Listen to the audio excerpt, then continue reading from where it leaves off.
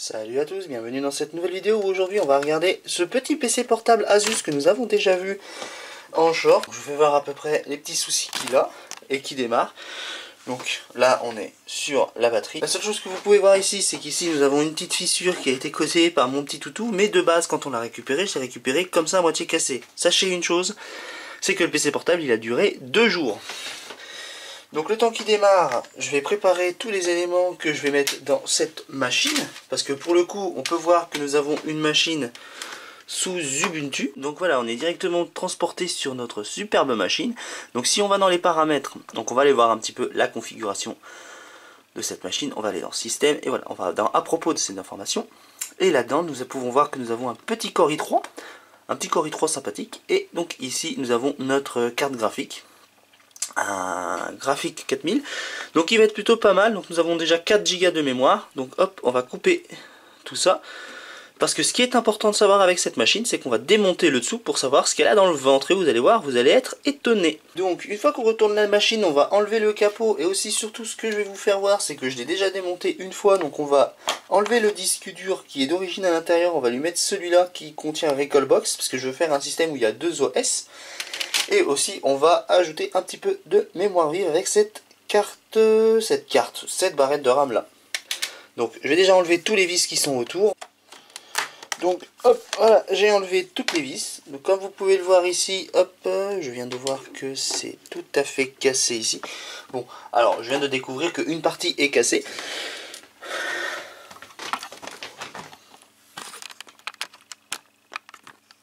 Donc nous voilà présentes sur notre carte mère. Alors avant toute chose, avant de démarrer, je veux voir si c'est bien de la DDR3. Alors, on n'y a jamais mis de DDR3 au cul, mais j'ai l'impression que c'est pas ce genre de mémoire. J'essaie d'y aller doucement. Si, c'est ce genre de mémoire. Donc ici, donc qu'est-ce qu'on a? Donc on a rajouté la barrette de RAM. Ici nous avons un petit SSD que je vais laisser, qui est un SSD de 24 Go de chez SanDisk. Ici on va démonter pour mettre de la pâte thermique parce que ça a assez bien séché. Et ici nous avons un petit disque dur que comme je vous disais, on va remplacer. Alors pendant que j'y suis, je tiens à vous signaler que ce PC portable n'a duré que 2 jours selon les informations que j'avais au départ du machin, parce que maintenant c'est un petit peu faussé. J'aurais dû prendre en photo à ce moment-là, mais je crois que sur TikTok et les shorts, je crois que je l'avais indiqué. Hop, ce qui est bien, c'est que on a juste à retirer. Nous avons un petit disque dur de 500 Go que je compte garder. Donc ce que je ferai avant tout, je vais enlever les vis et mettre le SSD de 160 Go à la place. Mais avant tout, on va enlever le compartiment à processeur. Donc alors voilà notre petit processeur. Comme vous le voyez, est-ce que vous voyez le petit processeur que nous avons ici? Donc j'essaie de cadrer correctement. Donc on voit que c'est bien crado.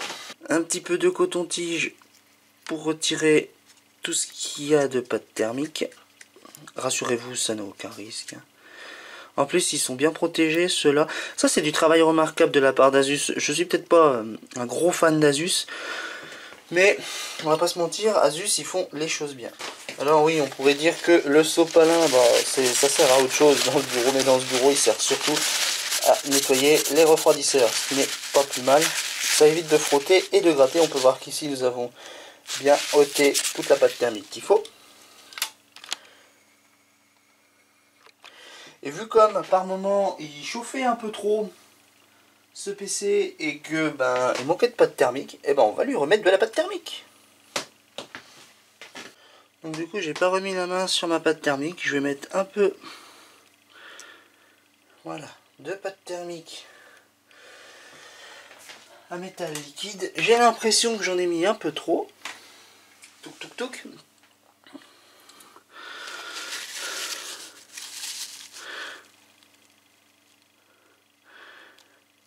Voilà. C'est assez quali, il faut y aller doucement pour bien machiner. Voilà, donc on voit que j'en ai mis un peu trop, je suis désolé. Mais bon, pour le coup, ça nous permettra de voir si c'est autant quali comme on le dit. On va le laisser positionner comme ça. Je vais lui remettre ses petits vis. Donc voilà pour notre disque dur, j'ai bien mis le disque dur de Recalbox.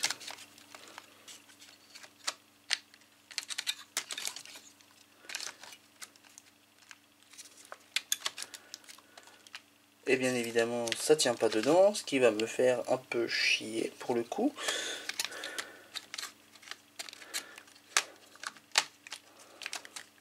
Et si il rentre dedans, en fait c'est surtout moi qui dois dire n'importe quoi. Donc comme on voit, le disque dur il est bien rentré à l'intérieur. Je vais visser tout ça et on va tester. Avant de remettre le capot, on va voir si tout fonctionne correctement. Donc alors du coup il ne voudra pas se lancer, ça me fait un peu chier pour le coup. Et ça m'emmerde, donc du coup je vais devoir me faire chier à faire plein de trucs. Ça m'emmerde, ça m'emmerde, ça m'emmerde. Bon bref. Donc alors comme je vous avais dit, il n'y avait aucun problème et ça fait depuis un petit moment, ça n'a pas démarré. Donc là je reviens de mes vacances et du coup ça fonctionnait nickel, donc là il n'y a pas eu de souci. Mais par contre comme on voit ici, ça a été vraiment bien étalé, donc il va falloir que je fasse un petit nettoyage.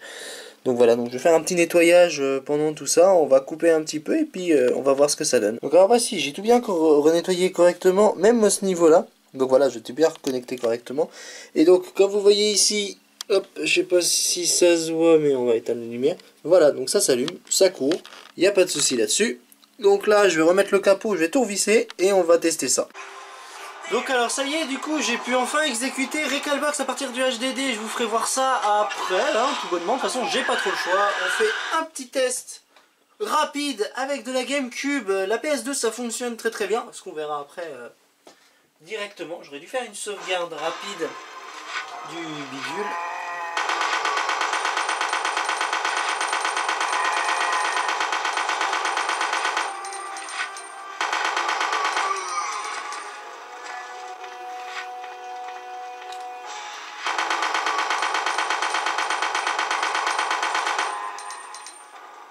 Voilà, on va essayer de courir un peu. Donc là c'est l'histoire de Claire que j'ai chargée parce que s'il y aurait un autre DD, j'ai l'histoire de Léon, donc je me dirais que ça serait pas trop mal d'exécuter comme ça. Donc là c'est un essai assez vite fait.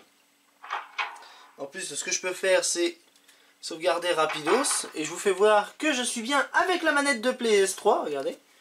Donc là, voilà. Donc elle est branchée en USB et puis de toute façon c'est plus pratique je trouve que les autres manettes pour le moment. Alors pour Zapla cinématique.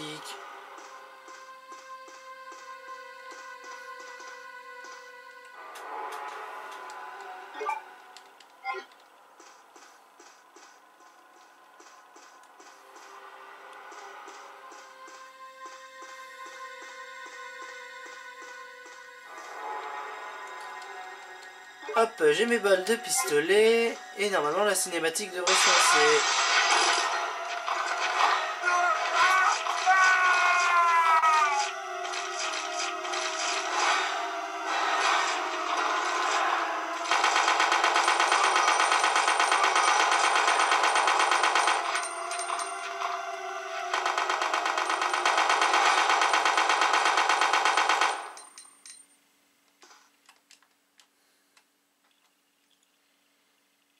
Fusil arbalète, bah oui, pourquoi pas.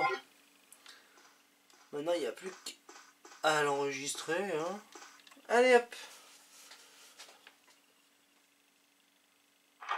Donc d'ailleurs ça bug pas, hein, ça bug un peu moins que le HDD qu'on branche en USB.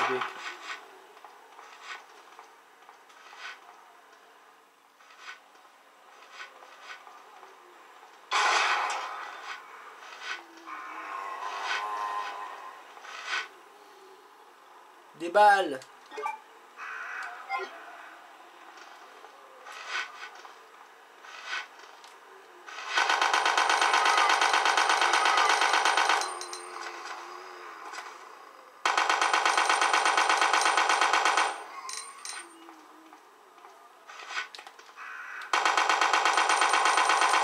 Nous sommes sur le menu Recalbox, on voit que le menu il tourne bien, il n'y a pas de souci.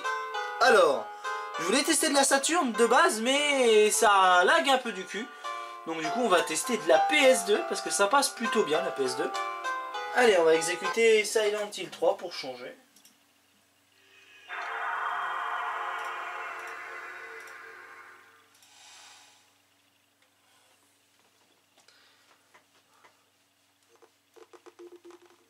Et voilà, PlayStation 2, la PS2.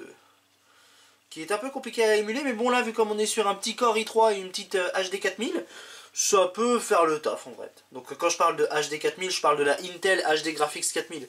C'est pas une HD Radeon. Pareil, on zappe les cinématiques. Ouh, ça rame du cul. Bon, ça va encore. Bon, c'est un peu lent, mais... En vrai, c'est juste légèrement un peu lent, mais à des moments, je pense que ça doit être le chargement.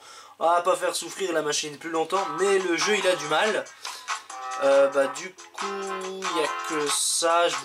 La Dreamcast, peut-être pas essayer. Allez, on va essayer quand même. On va essayer quand même, on sait jamais. Tout peut changer.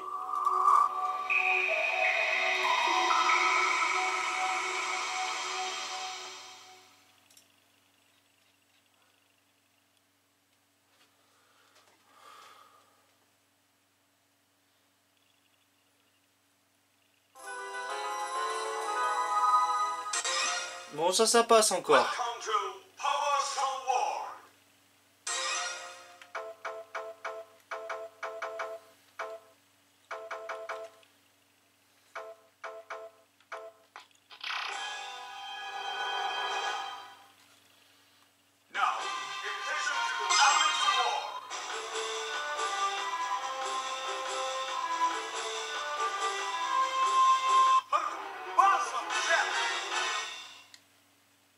Chargement.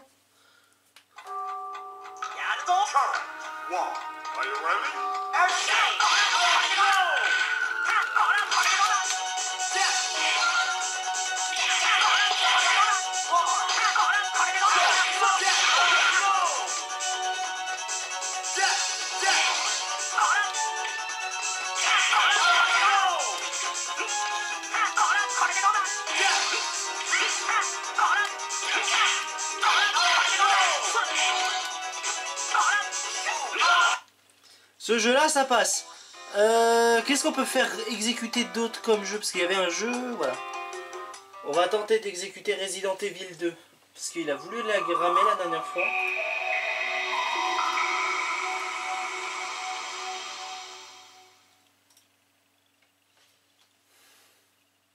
Powered by Windows CE. Waouh, Windows CE. C'est vieux. Oui, c'était Windows CE pour la Dreamcast.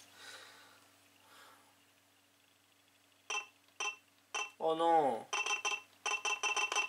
Ça rame quand même. On va essayer en 50 Hz pour voir.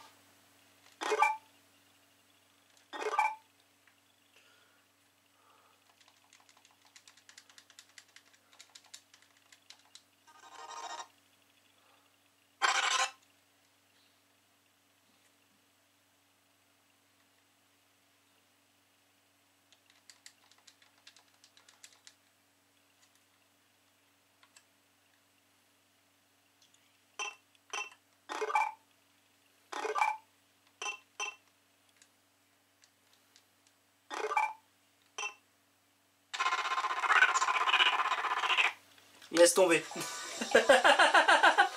Il y a des jeux qui pourront pas se lancer. C'est chiant tout ça. Je peux pas me lancer un petit jeu. Bon bah tant pis, on va pas chercher comme ça. La vidéo est déjà assez longue comme ça. Donc ce qu'on va faire, on va éteindre la machine et on va voir un petit peu l'intérieur. Donc comme vous voyez, on a eu le petit logo Asus et j'ai tout. Donc ça fait que j'ai tout ça. Donc qu'est-ce que j'ai fait? Je suis allé dans mon setup. Et je suis allé dans Boot, donc j'ai lancé tout ça, voilà. Et aussi, alors je sais plus où c'était. Mais en gros dans le BIOS on a un truc où ça dépose pas ici. Mais on a un truc qui est tout désactivé de base, voilà, donc c'est ici. Donc là déjà le pointing de vis, c'est notre fameux trackpad qui était désactivé, je l'ai activé. Wake on lead open, je ne sais pas du tout ce que c'est, mais je l'ai activé quand même. Et je pense que c'est grâce à ça que j'ai eu tout ça. Et attendez, on va retourner dans Boot et que j'ai eu tout ça. Et aussi j'ai activé tout ça en même temps parce que tout ça c'était désactivé. Donc du coup j'avais que le SSD d'activer là-dedans. Donc du coup je voulais vous démonter l'intérieur. En fait ça va pas servir à grand chose puisque à part que j'ai cassé 2-3 trucs que vous verrez dans les shorts, vraiment pas grand chose dessus. Donc ce qu'on peut conclure de cette machine, c'est que ça fonctionne très très bien. La seule chose que j'aurai à faire, ça sera de changer les charnières, l'écran tactile. Enfin les charnières, ça va être surtout la plasturgie. Hop là, on va l'éteindre parce qu'il ne va plus me servir à grand chose. Ce qui va me faire que je change, ça va être tout ce qui est coque ici, juste l'avant, là, avec l'écran et tout le bordel. Les charnières sont bonnes, il n'y a pas de souci là-dessus. Même la batterie, elle est bonne. Voilà, c'est tout. Donc là, le disque dur d'origine, j'ai installé Recalbox à l'intérieur. Mais ça va être le SSD. Qu'est-ce que je vais faire du SSD? Je vais le changer pour en mettre un plus puissant. Et d'ailleurs, en parlant de SSD, il va falloir que j'installe ce genre de SSD. Vous voyez pas grand chose, c'est tout à fait normal. Au niveau du SSD, ça sera un SSD de cette catégorie-là qui peut se négocier sur AliExpress, pas trop cher.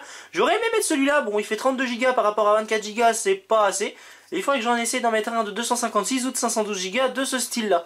Enfin bon bref, j'espère que la vidéo du PC portable vous aura plu. N'hésitez pas à commenter et liker et à donner des suggestions pour les futures vidéos. Allez, ciao, à plus et à la prochaine!